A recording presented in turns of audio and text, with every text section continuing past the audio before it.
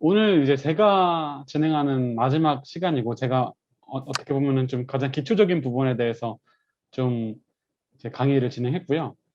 다음 주부터는 이제 여기 계신 김민석 교수님께서 조금 더 심화된 내용으로 여러분들께 이제 강의를 해주실 겁니다. 그래서 제가 6월 2일이랑 6월 4일 이제 첫 번째, 두 번째 시간 저번 주에 있었죠. 그때 이제 그 사회 문제의 정의, 그리고 이제 소셜 벤처가 이제 정의하는 사회 문제, 또 우리가 어떤 사회 문제를 택하면 가장 좋은지에 대해서 좀 몇 가지 고려할 사항들을 알려드렸고요. 그 다음에 두 번째 시간, 바로 직전 시간에는 17밥이라는 소셜 벤처의 사례를 통해서 이제 좀 유의해야 될 상황이나 몇 가지 팁들을 제가 이제 드렸습니다. 그리고 오늘은 이제 마지막 시간에는 이제 사업계획서 작성이라는 주제 하에 어떤 내용을 할 거냐면은, 이제 아이디어를 그러면은 이 사회 문제 안에서 내가 어떻게 아이디어를 발굴하고, 또 그 발굴된 아이디어가 사실은 저희가 지속 가능성을 기반으로 하는 소셜 벤처를 다 만들려고 희망하는 거잖아요. 그 지속 가능성을 담보하기 위해서는 수익 모델이 또 필수적입니다. 그래서 수익 모델 관련해서도 이제 강의를 또 드리도록 하겠습니다.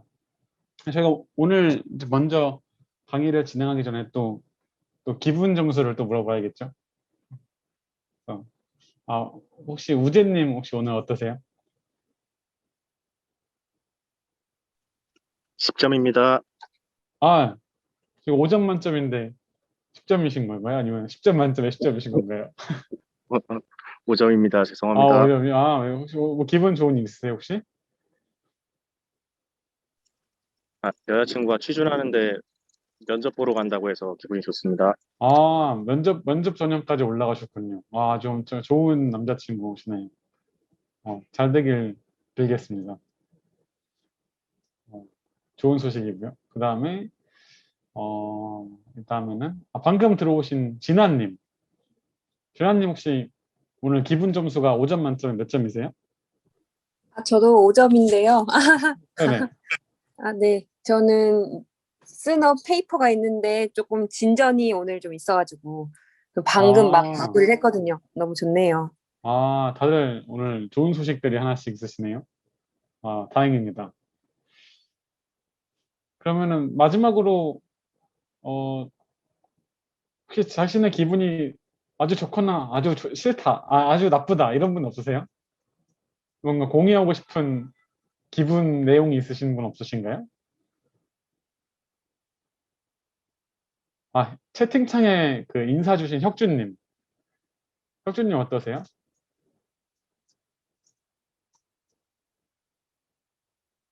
도경님은 더위 때문에 잘 못 자셨군요. 맞아요. 요즘 갑자기 더워져가지고 저도 지금 좀 덥습니다. 혁준님 어떠세요? 혁준님은 일단 인사를 하시고 잠깐 자리를 비우셨나 봐요. 그러면은 저희 바로 수업을 시작할 건데, 제가 이제 저번에 1, 2주차 했던 내용을 간단하게 그 복습을 좀 하겠습니다. 이게 또 물론 강의가 레코딩돼서 올라가긴 하지만 또 잘 안 보시게 되잖아요. 그래서 했던 내용을 좀 짧게 리뷰를 하면은 여러분들이 배웠던 내용이 좀 더 머리에 정리가 잘 될 거라서, 또 이게 연관성이 있어요, 오늘 수업 내용이랑. 그래서 리뷰를 또 할게요. 그래서 저희가 첫 시간 했던 게 사회 문제란 무엇인가에 대한 거였잖아요. 모든 게 사회 문제가 아니다. 왜냐면 소셜 벤처는 기본적으로 사회 문제를 하나씩 간직해야 되는데, 내가 이제 선택한 사회 문제가 나는 사회 문제라고 생각하지만 타인은 그렇게 인정해주지 않는다면은 우리의 존립이 사실은 좀 근거가 없는 거죠. 존립 근거 자체가 없는 거죠. 일반적인 벤처는 돈을 벌면 되는 건데, 우리는 사회적인 문제를 반드시 해결해야 비로소 소셜 벤처라고 불릴 수가 있는 거란 말이에요. 첫 번째 이제 원인에 따른 구분을 말씀드렸어요. 그러면서 제가 말씀드렸던 예시가 미국에 있는 푸드 데저트. 내가 딱 문을 열고 나갔는데 도보로 15분 이내에 맨날 뭐 이런 피자나 햄버거 같은 패스트푸드밖에 안 파는 곳에 산다. 그럼 사실 나의 개인적인 의지와 관계없이 내가 이런 거에 둘러싸여 있는 거잖아요. 나는 비만으로 갈 수밖에 없는 구조인 거죠.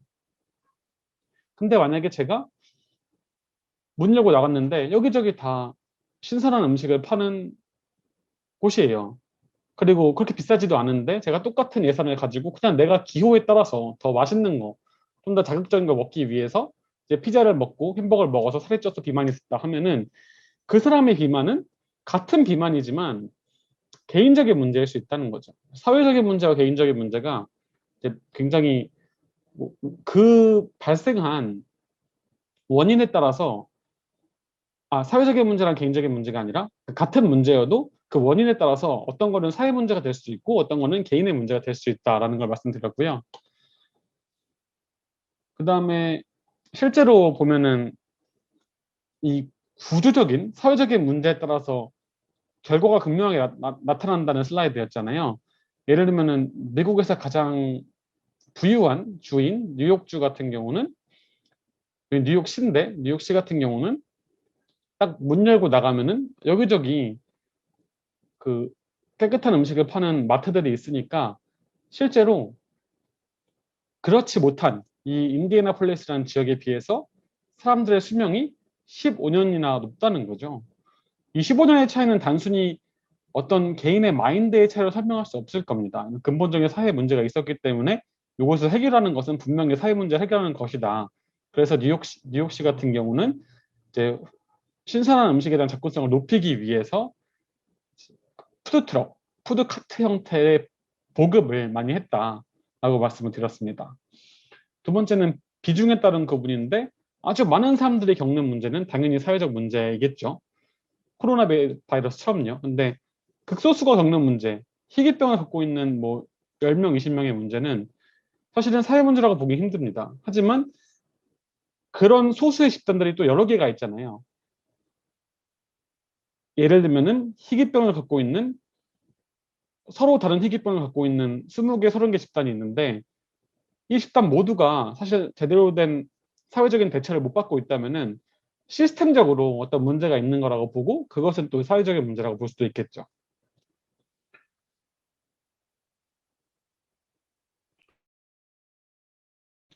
그리고 세 번째는 상황에 따른 부분인데 같은 이슈여도 어떤 나라에서는 사회적 문제라고 보지만 어떤 나라는 아닐 수도 있다는 거죠. 상황이 너무나도 다르잖아요. 예를 들면은 우리는 듣기만 해도 말도 안 되는 것들도 있어요. 갑자기 제가 나와서 요즘 시장 경제가 너무 활성화돼가지고 문제다라고 하면은 우리나라 사는 사람들은 이해도 못 하거든요. 저의 의도가 무엇이지? 이 정도로 생각하는 수준이죠. 왜냐면 아무 문제 없으니까요. 시장 경제가 활성화되는 거는. 그 자체로는 문제가 없죠. 뭐 그 부작용은 별개로 얘기하더라도. 근데 예를 들면 북한에서 제가 이런 얘기 하면은 사회 문제라고 할 수 있겠죠.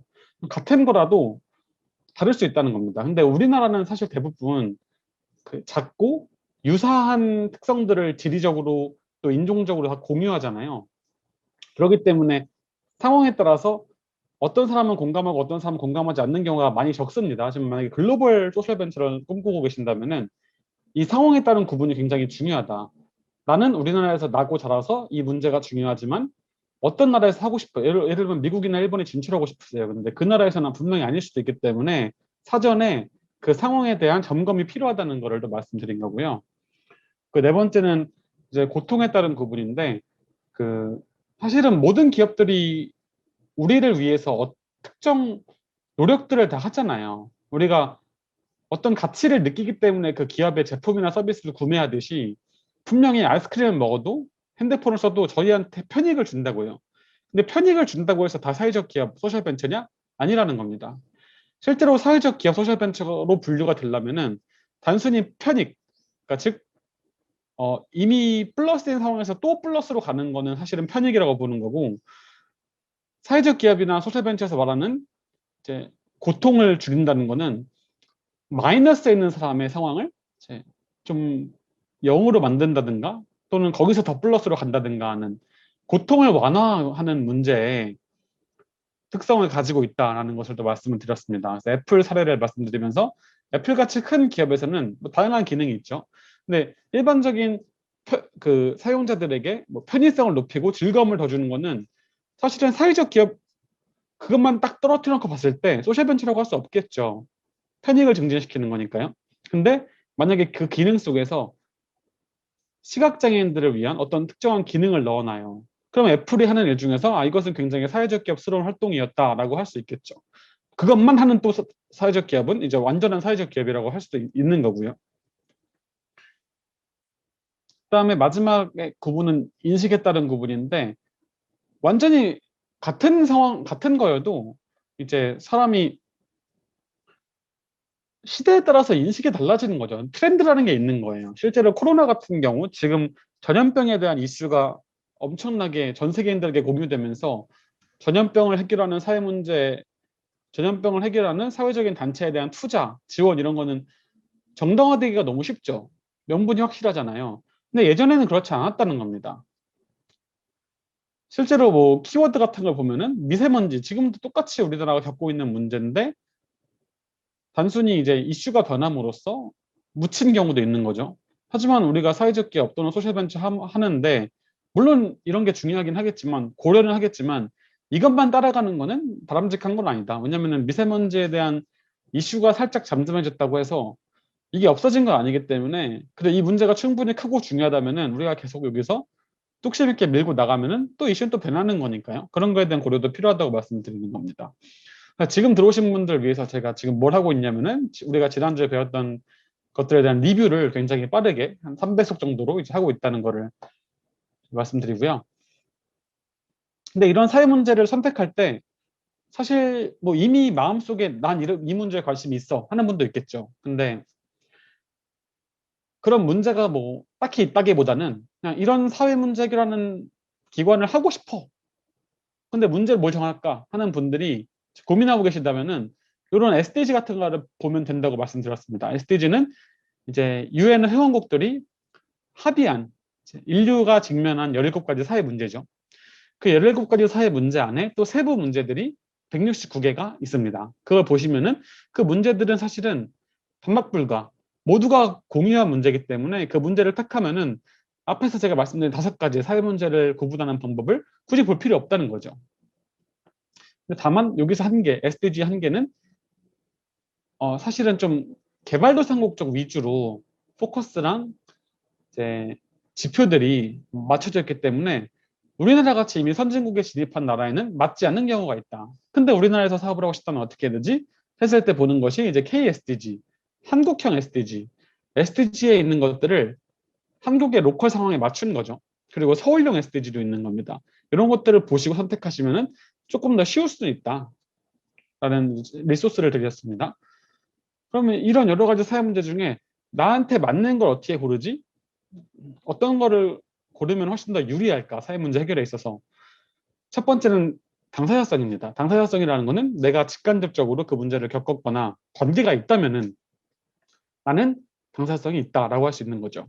그래서 베어베트 사례를 말씀드린 게 실제로 장애 문제에 대한 당사자가 그 문제를 정확하게 이해하고 있으니까 일단은 훨씬 더 동력이 강하겠죠. 난 그 문제 해결해야 돼 라는 굉장히 큰 동력을 가지고 일을 할 수도 있고 주변 사람들보다 훨씬 더 많은 지지와 진실성을 인정받을 수 있을 겁니다. 그리고 그 사람은 아무래도 훨씬 더 그 문제에 대한 이해력이 되게 뉘앙스, 되게 사소한 이해력이 높을 거잖아요. 그러니까 솔루션도 더 좋은 게 나올 수도 있다는 겁니다. 근데 그럼 모두가 자기가 당사자성이 있는 문제를 건드려야 되냐? 그렇게 되면 사회가 돌아가지가 않겠죠? 정말로 힘드신 분들은 스스로 해결하세요. 이러는 거랑 마찬가지잖아요. 당사자성이 없는 사람들이 뛰어드는 게 훨씬 더 중요할 수도 있습니다. 사회적으로는. 근데 그런 분들은 뭐 팀원들로 그 문제에 대해서 당사자성이 있고 전문성이 있는 그 정도 수준의 전문성이 있는 사람들을 섭외하거나 스스로 공부를 굉장히 열심히 하고 관찰을 통해서 공감 능력을 배양하고 그거에 기반해서 당사자성이 있는 사람과 유사한 수준의 지식을 쌓아야 더 좋은 솔루션이 나올 수 있다는 겁니다. 그 두 번째는 이제 문제를 이제 독창적으로 해결하는, 즉 혼자서 해결한다. 예를 들면은 그게 독창성의 끝단에 있는 거겠죠. 어떤 사회 문제 해결하는데 한 100개, 200개가 있는 거예요. 그러면은 사실은 제가 거기서 또 하나를 창업해서 추가하면은 저는 이제 201번째 기업이 되겠죠. 그렇게 해서 막 사회 문제 해결했어요. 근데 사실은 좀 주목도 덜 받을 거고 경쟁도 훨씬 치열할 거고 어떤 사회 성과를 냈을 때 내 거라고 말하기도 좀 애매합니다. 근데 만약에 나만 해결하고 있다면은 이 문제를 해결하는 사람이 나밖에 없다면은 내가 상대적으로 주목도 많이 받고 또 어떤 사회 문제가 딱 해결됐을 때 나밖에 안 하고 있으니까 오로지 내 거라고 할 수 있는 거잖아요. 그런 것들이 굉장히 유리한 측면이 있는데 사실은 그런 기회를 발견한다면은 완전히 럭키한 상황이거나 아니면은 다른 사람들 쭉쭉 봤는데 안 되는 이유가 있는 거예요. 안 되는 이유가 이제 미싱 링크인데 이제 어떤 이어지는 부분이 하나가 비는 거죠. 근데 그런 것들은 완전히 불가능한 케이스도 있겠지만 가능한 경우도 있어요. 내가 전문성을 기른다면은. 제가 그러면서 딜라이트 보청기 사례 말씀드렸는데 그 딜라이트가 기존에는 보청기가 이제 아주 많은 기능들을 탑재한 어떻게 보면 쓸데없는 기능이라고 할 수도 있겠죠. 쓸데없는 기능을 탑재한 보청기가 한 2, 300만 원에 팔렸다는 거예요. 근데 실제로 정말로 보청기의 기능만 필요하신 분들, 물론 더 추가적인 기능이 있는 걸 원하시는 여유로운 분도 있겠죠. 하지만 조금 어려우신 분들은 사실은 그런 추가적인 기능이 없더라도 그냥 딱 들리는 기능만 있으면은 더 이제 그리고 그게 값싸다면은 자신들이 살 수 있다면 훨씬 더 좋아하실 거거든요. 근데 그런 게 해결책이 없었다는 거죠. 근데 여기 딜라이트를 창업하신 분이 자기 스스로의 전문성은 아니고 이제 전문가를 실제로 그 보청기에서 쓸데없는 기능을 빼고 가장 이제 핵심적인 기술만 넣은 이제 보급 그 가격 가성비가 딱 맞는 보청기를 이제 만드신 거죠. 팀원 안으로 전문성을 끌어들인 겁니다. 그러니까 전문성을 활용한 거죠. 그 보청기를 만듦으로써 이제 우리나라 노인 빈곤율이 굉장히 높은데 가난한 노인들이 이제 2명 중에 1명인 거죠. 근데 그분들이 이제 값싸게 보청기를 보급받을 수 있도록 이제 사회 문제를 해결한 케이스입니다. 그 네 번째는 확장성인데 사회 문제를 선택하실 때 이 사회 문제가 너무 작으면은 사실은 우리도 작게 놓을 수밖에 없는 거죠. 기업이 이제 뭘 파는데 애초에 시장 자체가 작은 거예요. 그러면은 사실은 그 기업의 성장성에 한계가 있겠죠. 근데 사회적 기업도 사실은 소셜벤처나 사회적 기업도 좀 확장성이라는 게 있어야 됩니다. 내가 뭐 100명을 돕겠다 이거보다는 뭐 좀 유사한 고통을 겪고 있는 한 10,000명을 돕는 게 더 나을 수도 있다는 겁니다. 그래서 제가 설명드린 게 사회적 기업이나 소셜벤처가 창출하는 임팩트라고 하죠. 사회적인 성과를 이제 계산할 때는 단순히 한 사람의 인생을 완전히 변화시켜서 또는 100사람의 인생을 조금씩 변화시켜서 이런 식의 단면만 보는 게 아니라 모든 부분을 다 본다고 말씀을 드렸어요. 깊게 한 사람의 인생을 하나하나 인생을 변화시키는 것도 중요하고 그게 깊이고 그리고 많은 사람들을 도와주는 거 그게 넓이죠. 그것도 중요하고 또 내 도움을 받은 사람들이 인생에서 내가 도움 줄 때만 딱딱 나아지는 것인지 아니면은 아주 오랫동안 그 사람들의 인생에 영향을 주는 것인지 이 길이죠. 이 세 가지가 좀 곱셈으로 이루어진다고 말씀을 드렸습니다. 그래서 사회적 기업이나 소셜벤처 하시는 분들이 나는 정말로 이 사람들의 아픔에 공감해서 이 사람들의 인생을 완전히 변화주고 싶어. 그 깊이죠. 깊이에만 집중하다 보면은 오히려 이 사람들과 완전히 똑같은 고통을 겪고 있는 사람이 다 있진 않잖아요. 대부분 각자만의 고통이 또 따로 있을 텐데 그분들에게 도와주지 못하다 보니까 넓이를 확보하지 못하는 겁니다. 그럼 곱셈에서 당연히 불리해지겠죠. 그래서 깊이는 조금 포기하더라도 조금 더 많은 사람들을 도와줄 수 있는 확장성이 있는 사업 모델을 가져가시는 게 유리하다. 그렇기 때문에 옷을 파는 가게에서도 실제로 이제 완전히 커스텀 핏으로 모두가 체형이 조금씩 다르잖아요. 근데 그 체형 다른 사람들 하나하나 맞추다 보면은 당연히 시간도 걸리고 다른 사람들 많은 고객들을 놓치겠죠. 그렇기 때문에 스몰, 미디엄, 라지, 엑스라지처럼 이런 식으로 딱 그냥 그 바운더리 안에 맞는 사람들을 공략하는 게 훨씬 더 이제 효율적인 방법일 수도 있다라고 말씀을 드렸습니다. 그다음에 이제 사회 문제를 분석할 때 사회 문제 선택했잖아요, 내가. 이 사회 문제 선택했는데 그럼 그 사회 문제의 원인을 알아야 제가 그 원인에 맞는 솔루션을 내잖아요. 근데 그 원인을 찾는 게 굉장히 중요한 이유가 뭐냐면은 그 아프리카에서 이제 어려우신 분들이 많으니까 어려운 마을도 많고 국가 그 국가적으로 이제 도움을 많이 못 주니까 이제 외부에서 이제 다른 선진국이나 단체들에서 이제 학교를 지어주고 병원을 지어주고 하는 걸 했죠. 근데 이 문제가 수십 년 동안 아주 많은 돈을 쏟아 부었음에도 불구하고 해결이 안 되는 거예요. 그 이유를 알고 봤더니 사실은 이 문제가 커지고 있었던 거죠. 왜냐하면 인구가 증가하고 있었으니까. 그래서 어떻게 보면 밑 빠진 독에 물 붓기 형태로 아무리 도와줘도 계속 그 가난이 대물림 되는데 그 대물림들의 인구가 늘어나다 보니까 도저히 해결이 불가능했다. 사실은 이걸 해결하려면은 원치 않는 임신, 그 아프리카 여성들 10명 중에 7명은 임신의 피임에 대한 개념 자체를 몰랐기 때문에 원치 않는 임신과 출산이 많아졌던 건데, 그것들을 막기 위해서 먼저 이제 피임 교육과 도구들을 알맞게 제공하고 원치 않는 임신을 줄인 다음에 학교랑 병원이 지어줘야 조금 더 효과적인 솔루션일 수 있었다라는 거죠. 딱 힘든 것만 보고 무작정 뭔가 갖다 주고 하는 거는 근본적인 해결책이 아닐 수 있다는 겁니다.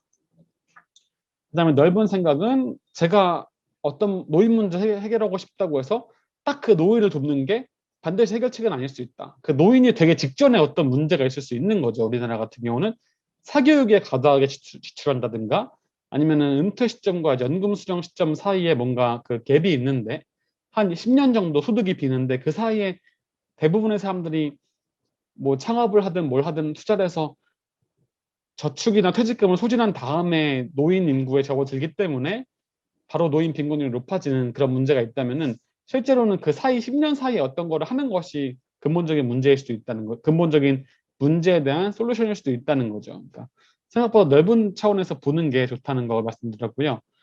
또 지역사회 중심 사고, 탑다운 바텀업을 말씀드렸는데, 제가 도와주고 싶다는 마음이 앞서가지고 제 생각을 그대로 실행해버리면은 물론 운이 좋으면 맞겠지만 틀릴 수도 있다는 겁니다. 아프리카 NGO 사례를 말씀드리면서, 이탈리아 NGO가 아프리카에 간 거죠. 그래서 갔는데 토마토를 딱 심어주고 잘 자란다 이러고 있었는데, 나중에 이제 토마토를 수확할 때쯤 되니까 이제 하마들이 나와서 토마토를 다 먹고 사라지는 그런 안타까운 사건이 있었는데, 이제 그 대표적인 이제 탑다운인 거죠. 내가 생각하는 대로 이제 뭔가 진행한 건데 실제로 그 현실과는 맞지 않았던 거죠. 만약에 물어봤다면은 충분히 이걸 방지하고 또 다른 걸 낼 수 있었을 건데 그런 것들을 못했다는 겁니다. 그 다음에 또 이것도 마찬가지로 탑다운식으로 진행했던 건데, 이제 수혜자를 중심으로 사고하지 않고 어떻게 보면 내가 할 수 있는 것이 무엇인가를 먼저 고민하고 실행하다 보면은 그 수혜자들은 이 의사결정 과정에서 빠지게 되는, 그들의 니즈와는 관계가 없는 사업이 나타날 수도 있다는 거죠.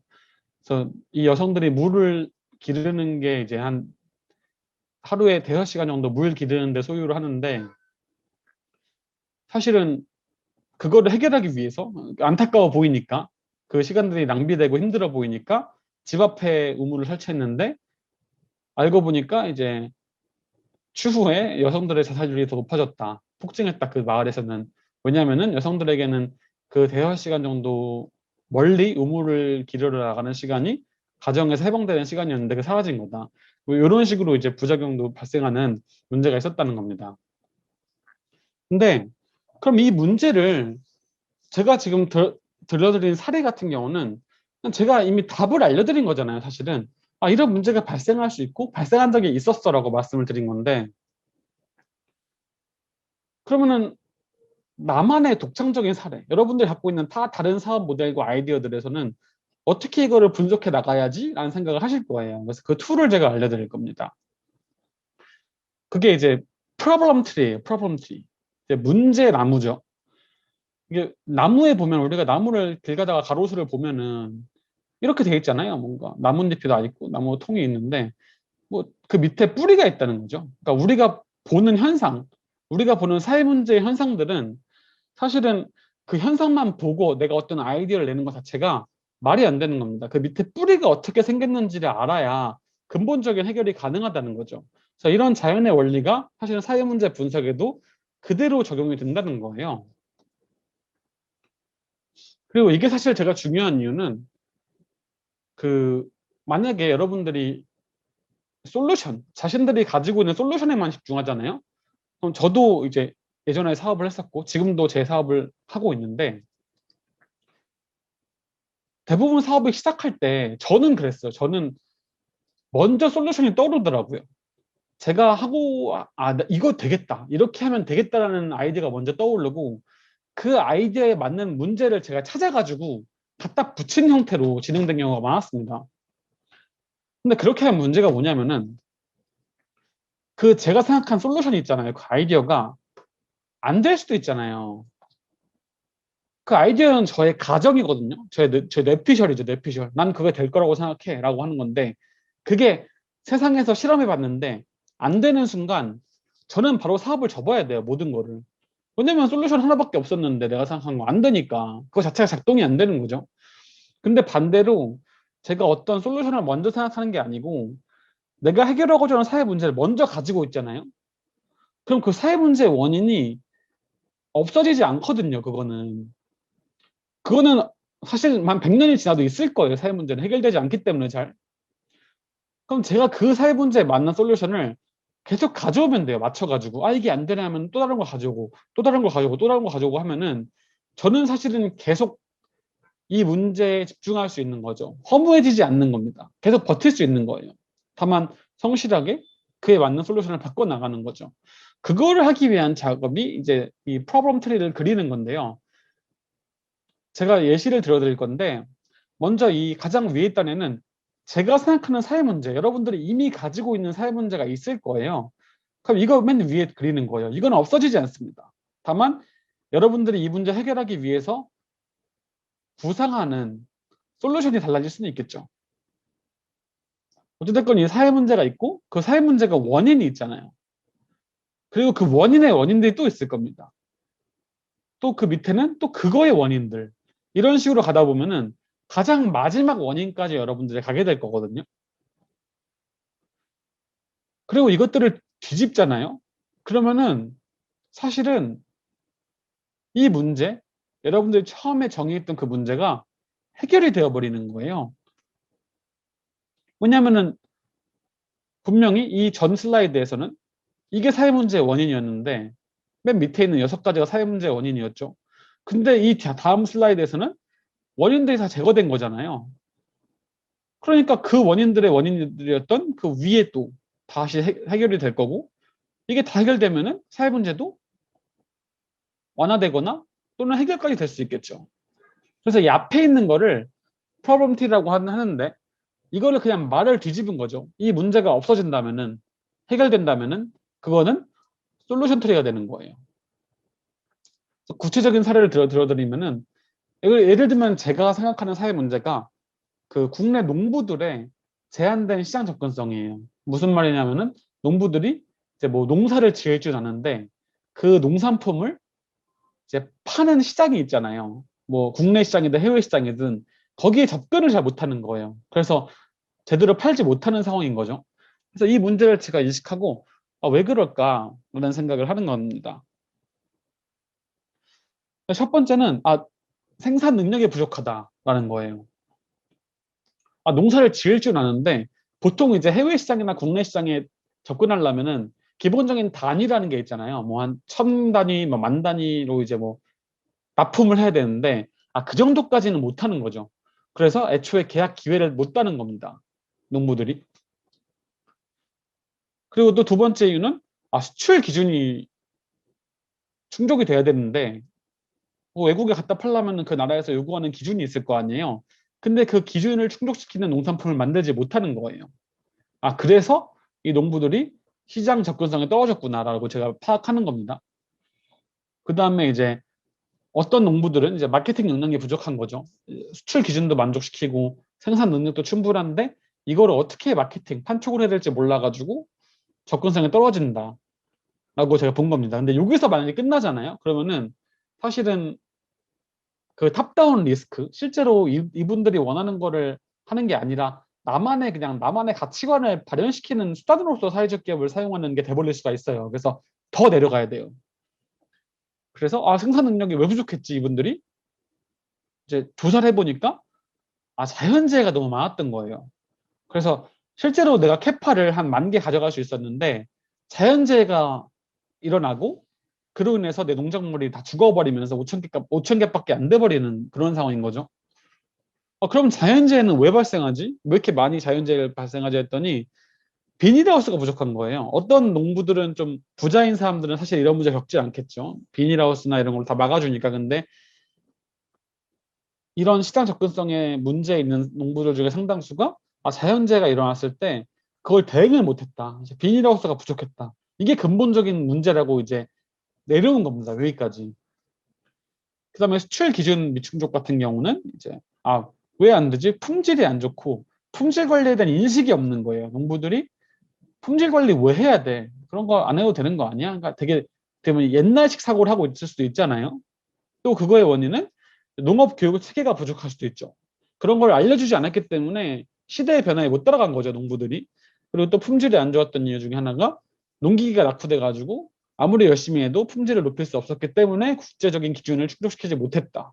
그게 이제 시장 접근성 제한까지 이어졌다. 이렇게 위로 올라가는 거죠. 그다음에 마케팅 역량 부족 같은 경우는 SNS 활용 방법에 대한 교육이 부족해가지고 요즘 마케팅 대부분 이제 SNS로 이루어지는데 그걸 못하니까 농부들이 마케팅 역량이 부족했던 것이다. 여기까지 모든 분석이 끝나야 되는 겁니다. 제3자의 입장에서. 내가 생각하는 솔루션이 아니고 내가 생각하는 문제에 대한 다양한 원인들을 쭉쭉쭉 분석해 놓는 거예요. 이게 가장 기본적인 프로블럼 트리에 그리는 방법이고요. 근데 이거를 제가 뒤집으면은 솔루션 트리라고 말씀드렸잖아요. 제가 한번 뒤집어 볼게요. 뒤집는다는 게 뭐 어떻게 진짜 실제로 물리적으로 이 표를 뒤집는 건 아니고 말을 뒤집는 거예요. 말을. 예를 들면은 비닐하우스가 부족하면은 그럼 비닐하우스가 충분히 제공되면 되겠죠. 그리고 농기계가 낙후됐으면은 농기계가 새로운 농기계가 제공되면 되겠죠. 농업 교육 체계가 부족했다면은 농업 교육을 주면 되겠죠. 이런 식으로 뒤집는 거예요. 그래서 뒤집었어요, 제가. 그럼 이게 솔루션 트리거든요. 그럼 이대로만 가면은 사회 문제 해결로 나아가는 길이 되는 겁니다. 제가 비닐하우스 확충을 더 볼게요. 그럼 제가 정부예요. 심지어 정부가 어떤 사회 문제 해결할 때도 이 프로블럼 트리를 쓸 수 있는 거죠. 농부들이 접근성이 없는데 그 문제 중에 하나가 쭉쭉 파보니까 비닐하우스가 부족했던 거야. 그래서 우리가 비닐하우스를 그냥 주는 사업을 해야겠다. 정부에서. 그럼 비닐하우스를 주면은 농작물 피해가 감소할 거죠. 위로 올라갑니다. 마우스 커서처럼. 그 다음에 농작물 피해가 감소하니까 당연히 생산량이 증대돼서 계약 건수가 체결되는 계약 건수가 증가하겠죠. 그럼 이게 국내 농부들의 시장 접근성 개선에 기여할 겁니다. 마찬가지로 농기계를 제공하고 또 제가 소셜 벤처예요. 그럼 농업 교육을 제공해요. 그러면은 농부들의 인식이 개선되겠죠. 품질 관리 더 할 겁니다. 그러면은 국제 기준 충족시키는 농산물이 많아지겠죠. 또 접근성 개선에 기여하겠죠. 이런 식으로 이 문제 해결하기 위한 다양한 솔루션들에 대한 인식을 제가 의식할 수 있게 되는 겁니다. 그리고 이 모든 것들을 제가 실행하면은 실제로 이 문제가 해결되겠죠. 왜냐하면 난 빠짐없이 모든 문제의 원인을 분석했으니까. 실제로는 더 많은 갈래가 있겠지만 이게 전체라고 가정했을 때 말하는 거예요. 근데 국가에서는 이 모든 거를 종합적으로 할 수 있겠죠. 뭐 농수산부 같은 데서는 만약에 이게 유일한 문제고 이게 전체라면은 그냥 오케이. 이 세 개, 이 큰 카테고리에서 우리가 모든 걸 다 해버려 해결할 수 있겠지만 대부분의 사회적 기업이나 소셜 벤처는 이 갈래 중에 한 개 또는 두 개만 하게 될 거예요. 이런 식으로 하는 거죠. 그러면은 제가 설명드린 거 마찬가지로 농업교육을 제공하는 소셜벤처가 되는 거고요. 우리 소셜벤처는 어떻게 사회 문제 해결하냐? 인식 개선을 시키고 농부들의 그 다음에 쭉쭉 올라가서 결국에는 국내 농부들의 시장 접근성 개선해서 그들의 소득을 높인다든가 할 거 아니에요. 그런 식으로 사업 모델이 나온다는 겁니다. 그 사업 모델이라는 거는 사실은 내가 먼저 사업 아이디어가 있고 그거에 맞는 사회 문제를 고르는 게 아니고 사회 문제를 분석을 해서 그 사회 문제가 발생하는 원인들을 딱 그린 다음에 그걸 뒤집은 다음에 그 중에 하나의 갈래가 나의 사회적 개발 아이디어로 갈 수 있다는 겁니다. 그러니까 아이디어가 있는 사람이 소셜벤처 창업하는 게 아니고 이 프로세스를 따르면은 자연스럽게 아이디어가 없어도 제가 어떤 아이템을 고를지를 정할 수가 있다는 거예요. 근데 이렇게 많이 안 한다는 겁니다. 이게 사실은 가장 FM적인 어떤 프로그램을 개발하는 방식이거든요. 이게 지금은 수직으로 돼 있잖아요. 이렇게. 이거를 제가 이제 요 빨간색 그림 원 안에 있는 것들이 수직인데 요거를 제가 그 90도 돌려볼게요. 그 수평으로 돌려볼게요. 그럼 이렇게 되거든요. 그럼 이게 소셜벤처의 사업 플로우가 되는 거예요. 플로우. 이걸 로직 모델이라고, 논리 모델이라고도 하는데, 난 농업 교육을 제공하는 소셜벤처야. 우리가 뭘 하냐면은 프로그램을 운영하는 계획이 있는 거죠. 그리고 나는 어떤 농부, 뭐 소득이 낮은 농부들 또는 특정 취약 지역에 있는 농부들을 내가 도와줄 거야. 그래서 예산 계획은 이렇게 돼. 이렇게 하면은 나의 사업 모델이 나오는 거죠. 그 다음에 이걸로 인해서 나의 성과 지표라는 게 있을 거 아니에요. 소셜벤처는 그냥 벤처는 매출만 보면 되겠지만 우리는 매출 플러스 사회성과를 같이 봐야 되거든요. 그 사회성과에 대한 성과 지표를 또 볼 수 있는 거예요. 이 표를 잘 이용하면은. 품질 관리에 대한 인식 개선이라는 게 있었잖아요. 여기에 밑에서 두 번째, 그게 그대로 들어가는 거예요. 그래서 농부들이 얼마나 품질 관리 인식이 개선됐는지를 보는 뭐 정기적인 테스트나 인터뷰 같은 거 하는 거죠. 그 지표를 추가하는 거예요. 그리고 농산물, 기준 충족하는 농산물이 얼마나 증가했는지를 제가 직접 세볼 수 있겠죠. 뭐 옛날에는 뭐 5천이었는데 지금 8천 됐다든가, 그럼 8천이 된 게 이제 3천 증가한 게 나의 성과라든가 이런 식으로 주장할 수가 있는 겁니다. 사회적 기업이. 시장 적고서 계산도 마찬가지로 뭐 농부들의 시장 적고서 개선돼서 우리가 도와준 이 앞에서 있는 우리 프로그램 타겟 대상이 있잖아요. 우리가 도와준 농부 200명의 평균 소득이 50% 증가했어. 뭐 500만 원 증가했어. 연소득이. 이런 식으로 하면 우리의 사회 성과가 자동으로 나와버리는 겁니다. 네. 그래서 이 프로블럼 트리를 그리고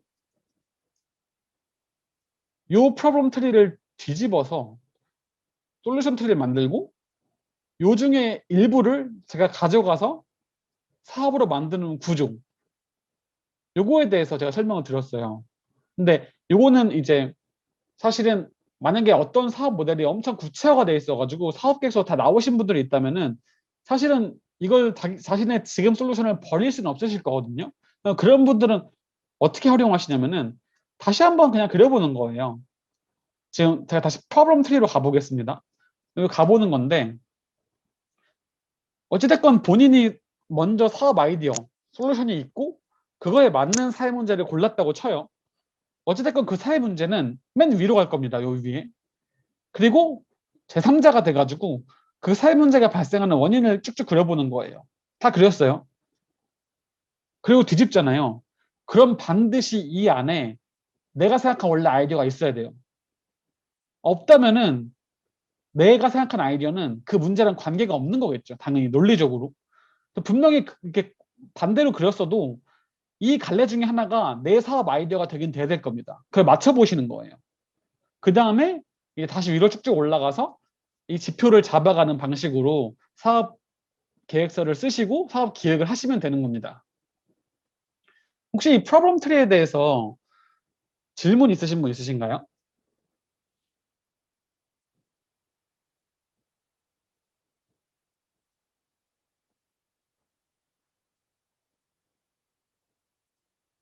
혁주님 지금 업무 제가 아까 기분 점수 물어보신 다음에 세팅 주셨는데 제가 못 읽었네요. 알겠습니다.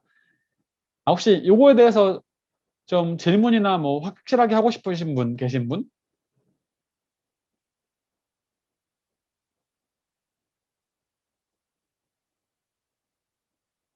네. 다들 이해하신 걸로 그러면은. 질문 하나 있습니다. 네네네. 네, 제가 지금 학교에서 리빙랩 수업을 들으면서 네. 실제 그 NGO 기관과 사회문제 협력을 하기 위해서 NGO 기관의 지속 가능성에 대한 문제를 지금 풀어가고 있거든요. 네. 그러니까 좀 구체적으로 설명을 드리면 책은 그러니까 어린이 도서관이고 작은 도서관인데 이 기관이 이제 청년층의 부재로 그리고 NGO 기관이다 보니까 운영층의 노쇠화로 인해서 좀 경영난이나 앞으로의 문제에 대해서 좀 앞으로 이제 운영하는 그 지속성에 대해서 좀 고민이 많아서 저희가 그걸 같이 풀어가려고 하는데 저희는 아무리 생각해도 사실 저희도 솔루션을 먼저 생각을 했었거든요. 근데 이 기관이 한테 이야기를 많이 들어보고 최대한 많이 이야기를 들어보려고 하는데 사실 결국엔 이쪽에서 원하는 것도 저희 솔루션인 것 같고 그러니까 충분히 모르겠어요. 저희가 이 솔루션을 정해놓고 들어서 거기 맞추게 되는 건지 아니면 그걸 다 배제하고 했을 때에 배제하고 이제 다 다른 것도 고민을 해봤는데 결국 그걸 하나로 묶는 것이 이제 놀이기획단이라는 그런 하나의 틀로 자꾸 생각이 들더라고요. 근데 이런 경우에는 사실 저희가 그러니까 잘한다, 못한다 이게 아니라 맞는 방향인지를 잘 모르겠어서 그러니까 그 솔루션을 생각을 먼저 했는데 이해 관계자들이랑 다 토론을 해보고 이야기를 해봐도 그 솔루션이 맞는 것 같으면 그냥 그렇게 진행을 해도 되는 건지 이걸 좀 여쭤보고 싶어서. 아, 네. 사실은 제가 다시 화면을 공유해 드리면은 잠시만요. 사실은 저희가 이 작업을 하는 이유가 프로블럼 트리를 그리는 이유가 잘 몰라서 그런 거예요. 이 문제가 영재님 같은 경우는 이제 그 문제가 딱 요 위에 딱 잡혀 있잖아요. 그리고 그 문제에 대한 가장 이해도가 깊은 사람들을 인터뷰하신 거잖아요. 그분들도 동의했다면 사실은 그 솔루션이 적합한 솔루션일 가능성이 높습니다. 근데 일반적으로는 이제 그 작업들이 사실은 다 여기 들어가는 거예요. 접근성이 이런 A라는 문제가 발생하는 이유를 쭉쭉 파악할 때 그런 담당자 인터뷰, 이해관계자 인터뷰를 계속 해가지고 이 원인을 잡아가는 거거든요. 근데 그것들을 다만 영재님은 그리지 않았을 뿐이지 잡긴 잡았을 가능성이 높다는 거죠. 근데 그럼에도 불구하고 불안하시다면은 실제로 한번 그려보시는 게 좋긴 해요. 그냥 그 사람들에게 들은 이야기와 또는 그분들과 같이 함께해서 뭐 이 칸을 뭐 손으로 그려보신 다음에 이러이러한 문제가 있고 이 과정에서 우리가 이 파트를 건드려주면은 다른 파트까지 시너지가 나면서 문제가 해결될 수도 있겠다 이런 식의 결론이 나기도 하거든요. 예를 들면은 품질에 대한 인식을 제가 건드리면은 사실은 이게 수직적으로 위로 올라가기도 하지만 이게 수평적으로까지 영향을 줄 때가 많아요. 이 인식이 개선되면은 당연히 그 품질도 좋아지고 그다음에 자연재해에 대해서도 대비하게 되는 품질 관리에 대한 인식이 생기면은 자연재해도 더 대비하게 되잖아요. 그런 상관관계가 있거든요. 그런 종합적인 솔루션이 나올 때가 있어요. 그래서 그런 부분에 대한 이제 좀 검증을 할 수 있는 도구로서 요거를 쓰면은 좋겠다는 생각을 했습니다.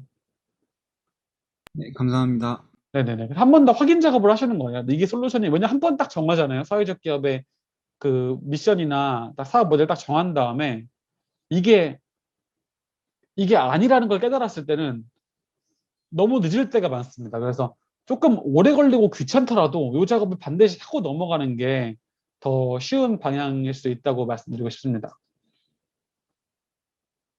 네. 또 다른 분들 혹시 있으신가요?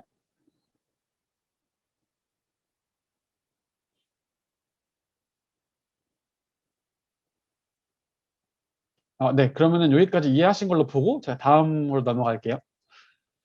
그러면은 이제 사실은 이렇게 하면 제가 이제 어떻게 보면은 그 사업의 논리적인 모델을 만드는 걸 말씀드렸잖아요. 그럼 이대로 사업을 하시면 되는데 사실은 이거를 만약에 누가 뭐 우리한테 100억을 줘가지고 하라고 하면 당연히 할 수 있죠. 프로그램 만들어가지고 농부들 교육하면 끝인데 문제는 그 정도의 자원이 없다는 거죠.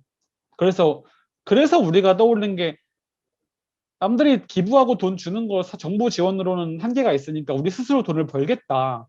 우리 스스로 자립성을 강화하겠다라는 게 소셜벤처 모델인 거잖아요.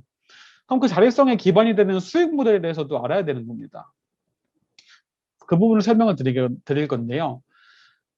사실은 이제 이런 사회적 기업, 돈을 버는 기업, 돈을 벌면서 사회 문제를 해결하는 기업, 이런 거에 대한 그 개념 자체, 소셜벤처의 개념 자체가 그렇게 오래되진 않았거든요. 근데 이게 사실은 어느 순간에 갑자기 또 튀어나온 것처럼 느껴지실 수도 있으세요. 근데 이게 어떻게 이제 오게 된 거냐면은 이 그림을 보시면은 제 왼쪽부터 볼게요. 이제 100% 비영리. 이거는 아주 익숙한 모델이죠. 우리 길 가면은 기부하라고 하는 단체들 많잖아요. 유니세프든 뭐 세이브 더 칠드런이든 100% 비영리 모델들이 있었습니다. 완전히 기부금 베이스로 운영이 되는 거죠.